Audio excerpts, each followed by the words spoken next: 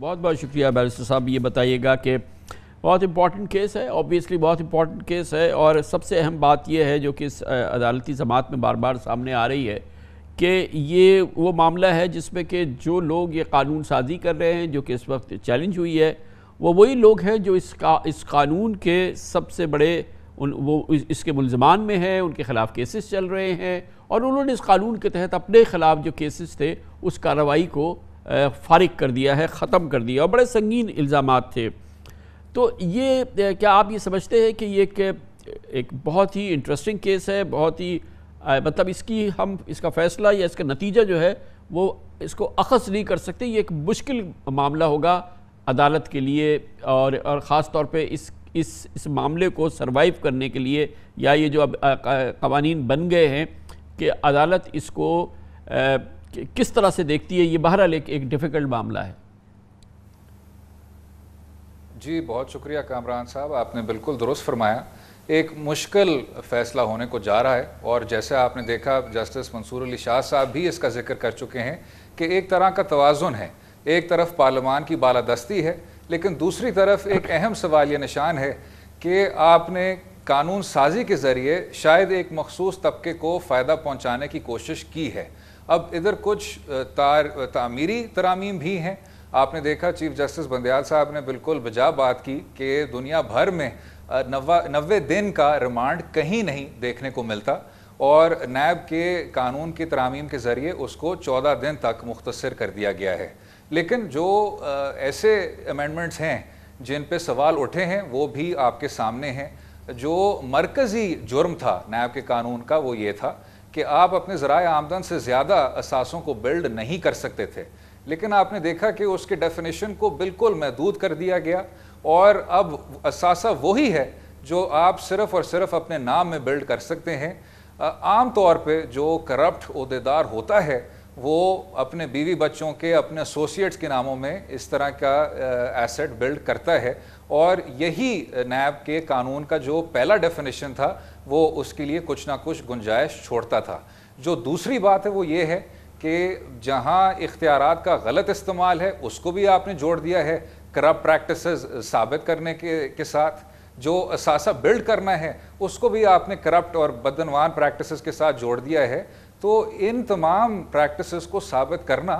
بے تحاشا مشکل ہوتا ہے. اور جو تیسری بات وہ یہ کہ جو نیب کا سب سے واضح کردار تھا وہ یہ تھا کہ چیئرمین نیب کو جو گرفتاری کا اختیار تھا اس کو بھی آپ نے مزید محدود کر دیا ہے. تو اب عدالت کو ان دو چیزوں کے بیچ بیلنس کرنا ہوگا کہ کہاں بنیادی حقوق کی انفرنجمنٹ ہو رہی ہے، اور دوسری جانب کہاں پارلیمان کی قانون سازی کو بھی اپنی آئینی حیثیت فراہم کرنی ہوگی. لیکن وہ قانون کی جو پارلیمان کی قانون سازی کا بنیادی عمل ہے وہ تو بالکل 100% صحیح ہے، لیکن یہ وہ ایک بہت ہی تیکھا معاملہ ہے کہ جہاں پہ پارلیمان کے فیصلہ ساز جو اراکین ہیں، جو لیڈر ہیں، وہ خود ان کیسز میں براہ راست ملوث ہیں، اور وہ ترامیم تجویز کر رہے ہیں جس کا مقصد براہ راست انہیں اپنے کیسز میں فائدہ حاصل کرنا ہے. یہ تو بہت ہی اس کا مشکل پہلو ہے.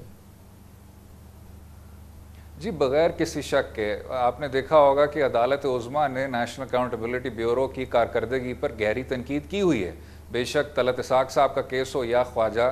سلمان رفیق صاحب کا کیس، لیکن اس کا یہ مطلب نہیں کہ آپ ایک انتہا یعنی ایک ڈرکونین اور ایک سخت سزاؤں والے قانون سے دوسری انتہا تک پہنچ جائیں اور بالکل ہی اس کو ایک ٹوتھلس باڈی بنا دیں. اور جو سب سے بڑی بات وہ یہی جس کا آپ نے ذکر کیا، مفادات کی ٹکراؤ. اگر آپ اثاثے کے مطلب کو اس طرح تبدیل کر دیں گے، اگر آپ اختیارات کی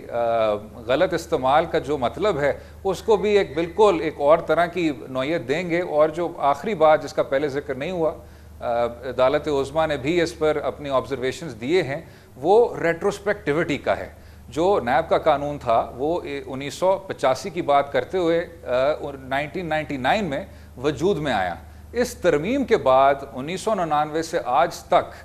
جو پریزنٹ لا ہے وہ لاگو ہوگا، جس پہ عدالت عظمیٰ نے بھی تشویش کا اظہار کیا کہ جو ماضی میں پلی بارگنز ہوئے ہیں، آخر کار نیشنل اکاؤنٹیبلٹی بیورو کا جو بنیادی مقصد ہے وہ ریکوری ہے. تو اس کا مطلب یہ ہے کہ جو وی آر میں یا جو پلی بارگن میں آپ نے حاصل کیا، کیونکہ اور یہ خواجہ حارث صاحب کی پٹیشن میں بھی ایک شک ہے، آپ نے کیونکہ پاسٹ اینڈ کلوز ٹرانزیکشن کے شک کا ذکر نہیں کیا قانون میں، تو اس کا مطلب یہ ہے کہ آپ یہ بھی گنجائش دے رہے ہیں کہ جو ماضی میں نیشنل اکاؤنٹیبلٹی بیورو نے ریکوریز کی ہیں اس پہ بھی سوال اٹھ سکتا ہے اور ان کو بھی ضبط کیا جا سکتا ہے عدالت کے ذریعے اور لٹیگیشن کے ذریعے. تو یہ بہت پیچیدہ سوالات اٹھ گئے ہیں، اور میں سمجھتا ہوں کیونکہ یہ معاملہ سب جوڈس ہے تو عدالتی نتائج کے متعلق بات نہیں کرنی چاہیے، لیکن اس میں جو ایک اور نیت چیز جو کہ ایک آبزرور کی حیثیت سے ہم محسوس کر رہے ہیں کہ اچھا یہ تو آپ نے سارا فارغ کر دیا، لپیٹ دیا یہ قانون اور اس کو بالکل فارغ کر دیا، اس کی جگہ کیا ہوگا؟ مطلب پاکستان میں جو کرپشن کا راج ہے، جو تباہی ہے، جو کرپشن کا ایک دورہ ہے، وہ اس سے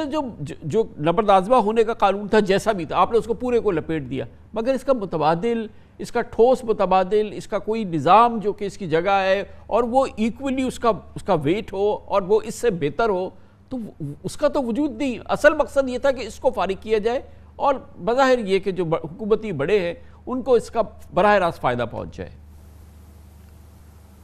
آپ کو یاد ہوگا کامران صاحب کہ 2017 میں جو عدالت عظمیٰ نے کہا، ایک بہت ہائی پروفائل کیس تھا کہ تمام قومی ادارے غیر فعال ہو گئے. اس میں انہوں نے ذکر کیا SECP کا، FIA کا، اور اس میں ایک اسپیسیفک کیس کے متعلق نیب کا بھی ذکر کیا. نیب پھر بھی باقی اداروں سے ہٹ کے تھا کہ ان کا جو قانون تھا اور جو ان کے اختیارات تھے وہ خاصے وسیع تھے، ان کو اتنا غیر فعال یا بے بنیاد تصور نہیں کیا گیا تھا. اس قانون کے بعد آپ ایلیٹ کیپچر کو اس طرح کی ایک پلینگ فیلڈ دیں گے جو کہ شاید کبھی پہلے نہیں تھا. اس میں کوئی شک نہیں کہ نیب میں ترمیم کرنے کی اشد ضرورت تھی، عدالت عظمیٰ کا یہ فرمان بھی تھا اور پارلیمان اس پر عمل درآمد کر رہا ہے، لیکن آپ انتہا پہ چلے گئے اور ایک واضح سوال اٹھ گیا کہ ایک مخصوص طبقے کے فوائد کے لیے، اچھا اور وہی منتخب نمائندے آپ کے پہلے اس نیت کو واضح کر چکے ہیں اور یہ بیانات آپ کے ریکارڈ پہ آ چکے ہیں کہ ہم اس ادارے کو بند کرنے کو جا رہے ہیں. یہ تعمیری تبدیلی کا عمل نہیں تھا، ابھی بھی گنجائش ہے، ابھی بھی قانون سازی کے ذریعے آپ ایک بیچ کا راستہ اپنا سکتے ہیں. تھینک یو سو مچ، بہت بہت شکریہ اسد رحیم. ہمارے ساتھ بیرسٹر اسد رحیم موجود تھے، ماہر آئین و قانون.